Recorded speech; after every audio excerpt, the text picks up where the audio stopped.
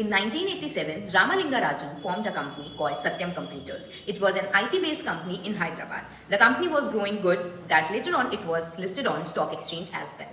There was a time when real estate was at its boom. Ramalinga started investing in real estate.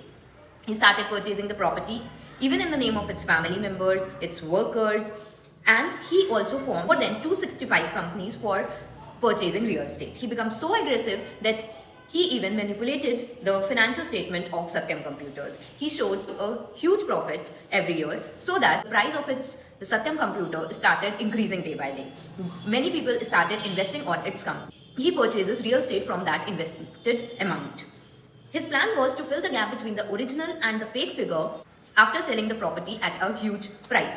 But his plan got failed as because in the year 2008 there was a recession and the price of real estate started declining. Now the gap between the original figure and the fake figure started increasing tremendously. Now he was in a trap. So in 2009 he mailed SEBI regarding this scam and he